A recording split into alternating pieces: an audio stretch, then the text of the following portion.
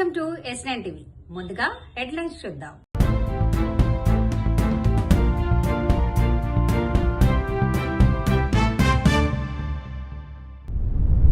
అద్దె వాహనాల డ్రైవర్ల ఆర్థిక ఇబ్బందులు. ఎస్ఐఆర్ పట్ల రాష్ట్ర ప్రభుత్వానికి పట్టింపు లేదు. ఆన్లైన్ టికెట్లు టీటీడీ వెబ్సైట్ ద్వారా మాత్రమే బుక్ చేసుకోండి. రమణమూర్తిపై ఆర్ఎస్ఎస్ గూండాల దాడిని ఖండిస్తున్నాం. నమస్కారం. ఈరోజు ఇక్కడ జరుగుతున్న ధర్నా ఏంటంటే, మాకు శ్రమ దోపిడీ జరుగుతుంది. ఇది గౌరవనీయులైన ముఖ్యమంత్రి గారికి తెలియదని మేము అందరం అనుకుంటున్నాము. ఎందుకంటే ఒకనాడు ఒక మీటింగ్లో ముఖ్యమంత్రి గారే చెప్పినారు, మంచి డ్రైవర్లు దొరికితే 30,000 నుంచి 50,000 జీతం ఇవ్వడానికి రెడీగా ఉన్నాం, కానీ మంచి డ్రైవర్లు దొరకట్లేదని సాక్షాత్ మన ముఖ్యమంత్రి గారే చెప్పినారు. సో ఇప్పుడు మాకిచ్చే ప్యాకేజ్ వచ్చేసి 34,000 రూపాయలు చిన్న బండికి, 60,000 రూపాయలు ఇన్నోవా క్రిస్టాకు ఉన్నది. సో దయచేసి ఈ ప్రైజ్ పెంచాలి. ఎందుకంటే ఇది ఎప్పుడో 7-8 ఏళ్ల కింద పెంచిన ప్రైజు.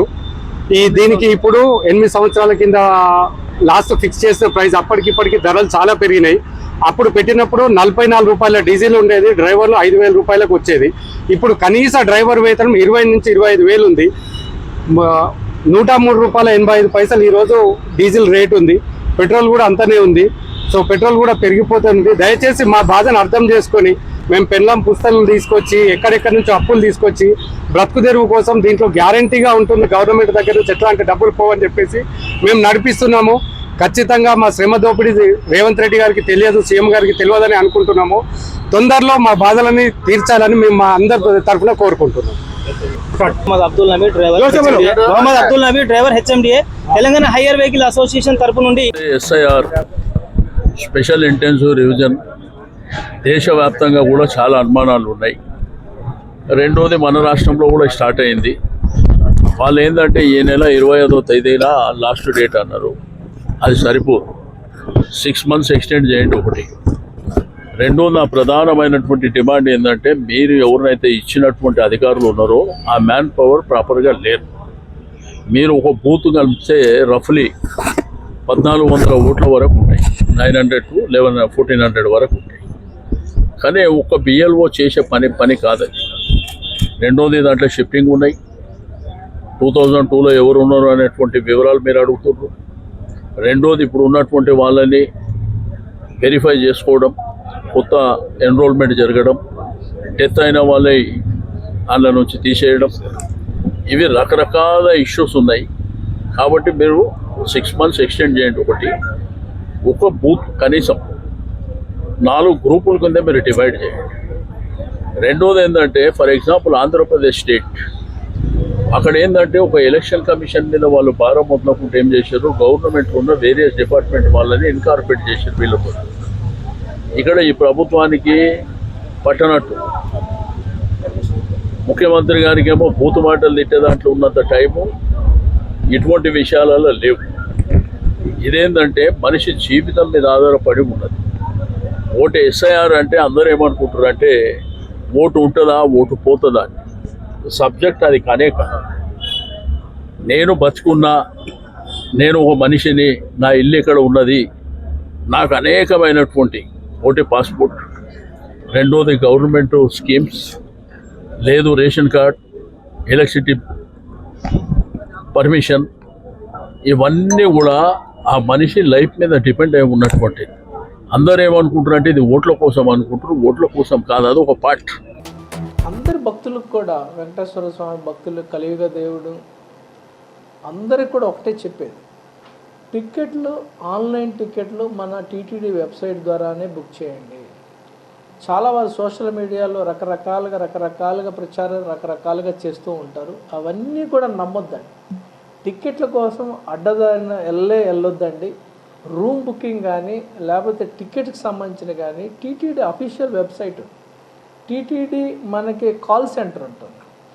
కాల్ సెంటర్కి ఫోన్ చేయండి, ఏమైనా డౌట్ ఉంటే మన వాళ్ళు క్లారిఫై చేస్తాం. అలానే అఫీషియల్ వెబ్సైట్కి వెళ్తే ఇన్ఫర్మేషన్ మొత్తం కూడా అక్కడ అవైలబిలిటీ ఉంటుంది. అది చూడండి. మధ్యవర్తులు లేకపోతే ఎక్కడన్నా అక్కడ ఇక్కడ మోసం చేసేవాళ్ళు తరచూ రకరకాల వెబ్సైట్లు ఓపెన్ చేసి యొక్క భక్తుల యొక్క విశ్వాసాన్ని లేకపోతే వాళ్ళకున్న ఎమోషన్ని ఎన్కాష్ చేసే పరిస్థితి చాలా చోట్ల అక్కడక్కడ కంప్లైంట్ కనిపిస్తూ ఉంటుంది.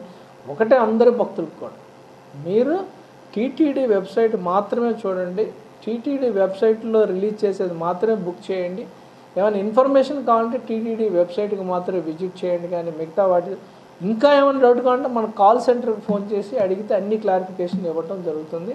ఎటువంటి మధ్యవర్తులు నమ్మి మోసపోవద్దని ఈ సందర్భంగా తెలియజేస్తూ అందరూ కూడా ఈ విషయాన్ని గుర్తుంచుకుంటారని ఆశిస్తూ ఉన్నాము. ఎప్పటికప్పుడే మనం కూడా వెబ్సైట్లో చాలా ఇన్ఫర్మేషన్ పెడుతూ ఉంటాం. ఏ రోజు దర్శనం ఎంత అయింది, ఏ రోజు దర్శనం, ఏ కేటగిరీ ఆఫ్ దర్శనం ఎంత టైం పడుతుంది, అవన్నీ కూడా పెట్టడం వలన వీకెండ్స్లో ఎలా ఉంటుంది, వీక్ డేస్లో ఎలా ఉంటుంది, లేకపోతే సామాన్య భక్తులు దృష్టిలో పెట్టుకొని కొన్నిసార్లు మనం క్యాన్సిలేషన్ ఆఫ్ దర్శనం కూడా చేస్తూ ఉంటాం. కొన్ని రకాలైన ప్రివిలేజ్డ్ దర్శనాలు కానీ స్లాటెడ్ దర్శనాలు కూడా అవి కూడా ఎప్పటికప్పుడే మనం వెబ్సైట్లో అఫీషియల్గా మనం రిలీజ్ చేయడం జరుగుతుంది. వాటన్నిటిని కూడా మీరు ఫాలో అయితే, లేకపోతే ఎస్వీబీసీలో కూడా మనం ఎప్పటికప్పుడే ఇన్ఫర్మేషన్ ఇస్తూ ఉంటాం. లేకపోతే ఎస్వీబీసీని వాచ్ చేసినా కానీ మీకు క్లియర్ ఇన్ఫర్మేషన్ వస్తుందని ఈ సందర్భంగా తెలియజేస్తూ మధ్యవర్తులను నమ్మొద్దు, మోసపోవద్దు. వాళ్ళకి ఏ రకమైన ఈ ట్రాన్స్ఫర్ చేసి మళ్ళీ ఇబ్బందులు పడి అందరూ ఒకరికి బ్లేమ్ చేయటం అనేది మంచి పద్ధతి కాదు. సో అటువంటివి ఉంటే ఎవరైనా అప్రోచ్ చేసినా కానీ మన టీటీడీ విజిలెన్స్కి కంప్లైంట్ సెల్ ఉంది, దానికి చేస్తే వాళ్ళు ఎమ్మటే అటువంటి వాళ్ళని వెంటనే క్యాచ్ చేస్తారు. అటువంటి వాళ్ళపైన లీగల్ యాక్షన్ ఇనిషియేట్ చేయడం జరుగుతుందని ఈ సందర్భంగా తెలియజేస్తూ అందరికి కూడా ఓం నమో వెంకటేశాయ. హైదరాబాద్ కేంద్రంలో ఒక న్యూస్ ఛానల్లో చర్చా వేదికలో కూర్చొని చర్చలో భాగస్వామైనటువంటి విజయ విహారం ఎడిటర్ రమణమూర్తి గారి పైన ఆర్ఎస్ఎస్ గూండాలు దాడి చేయడాన్ని భారత కమ్యూనిస్ట్ పార్టీ సిపిఐ ఆంధ్రప్రదేశ్ రాష్ట్ర సమితి తీవ్రంగా ఖండిస్తూ ఉన్నది. అభ్యుదయ కాముకులు, మేధావులు, ప్రజాస్వామికవాదులంతా కూడా ఇలాంటి చర్యలను నిరసించమని చెప్పేసి పిలుపునిస్తూ ఉన్నాం. ఛానల్లో చర్చలో జరిగే సందర్భంలో ఆర్ఎస్ఎస్ గూండా అయినటువంటి కశ్యప్ రెడ్డి చర్చను ఎదుర్కోలేక ఎదురుదాడి చేసి చెప్పుతో కొట్టడం సభ్య సమాజం తలదించుకునే పద్ధతుల్లో ఈరోజు కొనసాగుతుందని చెప్పి తెలియజేస్తూ ఉన్నాం.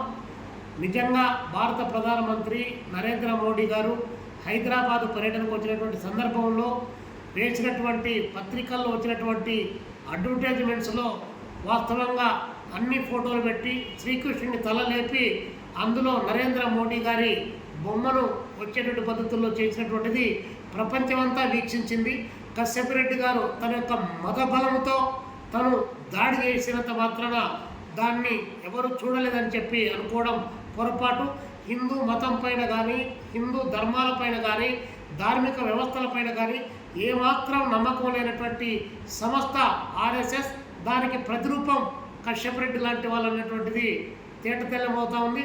ఈరోజు ప్రశ్నను ఎదుర్కోలేక విజయ విహారం ఎడిటర్ రమణమూర్తి గారి యొక్క మేధా సంపత్తిని ఎదుర్కోలేక హిందూ మతంలో ఇలాంటి గూండాలు, రౌడీలు దూరి ఆ మతానికి ఉన్నటువంటి ప్రాధాన్యతను దెబ్బతీస్తున్నారనేటువంటి అంశాన్ని ఎదుర్కోలేక ఈరోజు భౌతిక దాడులకు పూనుకోవడం అత్యంత దుర్మార్గకరమైన చర్యగా మేము భావిస్తూ ఉన్నాం. ఈ చర్యలను తీవ్రంగా ఖండిస్తున్నాం. ఛానల్ వాళ్ళు కూడా ఇలాంటి వ్యక్తులను పిలిచేటువంటి సందర్భంలో వారి యొక్క స్థాయి ఏంటి, వారి అర్హత ఏంటి, వారికి ఉన్నటువంటి విజ్ఞానం ఏంటి, ఎదుటివాడి ప్రశ్నలు గమనిస్తున్నాడా లేదా, దాన్ని సమర్థిస్తారా లేదా వ్యతిరేకిస్తారా అనేటువంటి అంశాలను దృష్టిలో పెట్టుకొని ఇలాంటి వాళ్ళని పిలవాలి.